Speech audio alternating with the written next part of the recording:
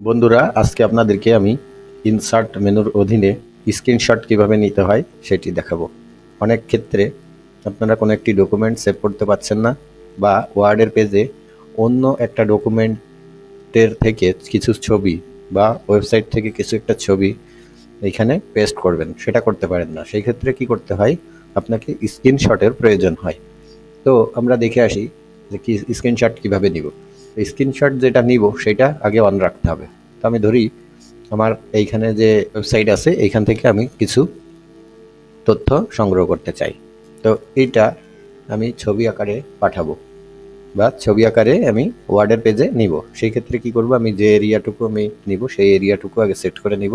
MS ওয়ার্ডে যাব, insert menu click করব, এরপরে চলে আসবে স্ক্রিনশট। দেখতে পাচ্ছেন বন্ধুরা, এখানে স্ক্রিনশট আছে। স্ক্রিনশট ক্লিক করার পরে নিচের দিকে চলে আসবেন, দেখবেন স্ক্রিন ক্লিপিং। এই স্ক্রিন ক্লিপিংয়ে ক্লিক করবেন। তাই ক্লিক করার পরে আপনাকে সোজা যেটা আমরা অ্যাক্টিভ ছিল বা যেটা প্রয়োজন ছিল সেই অবস্থায় আমাকে নিয়ে এসছে। এখন আপনার করণীয় হলো একটি প্লাস চিহ্ন চলে আসলে এই প্লাস চিহ্নর কতটুকু এরিয়া আপনার প্রয়োজন সেই এরিয়াটুকুর উপর ড্রাগ করবেন। তো আমার ধরে যাক পুরোটাই দরকার, আমি এইখান থেকে ড্রাগ করছি।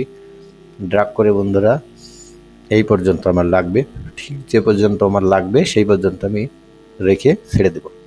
দেখতে পাচ্ছেন বন্ধুরা, আমার ওয়ার্ডের পেজে সেই অংশটুকু চলে এসেছে। এটা আমি এখন ব্যবহার করতে পারবো। তো কিভাবে ব্যবহার করব, এটা আমি ছবি চাইলে ছবি আকারেও সেভ করতে পারবো, ওয়ার্ড করতে পারবো, অথবা পিডিএফে সাজাতে পারবো।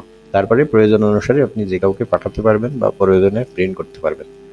তো আমি এটা কিভাবে ছবি করবেন এই স্ক্রিনশটটি সেটি আমি দেখাবো। তো এই অবস্থায় আসলে মাউসের ডান বাটন ছবিটির উপরে প্রেস করবেন। এখানে আছে সেভ অ্যাজ পিকচার, অর্থাৎ এইটা একটি ছবি আকারে সেভ করার জন্য। তো সেভ অ্যাজ পিকচার ক্লিক করলাম। করার পরে আপনি কোথায় রাখবেন, কোন ড্রাইভে রাখতে চান। যদি আমি ডেস্কটপে রাখি, ডেস্কটপটা ক্লিক করব।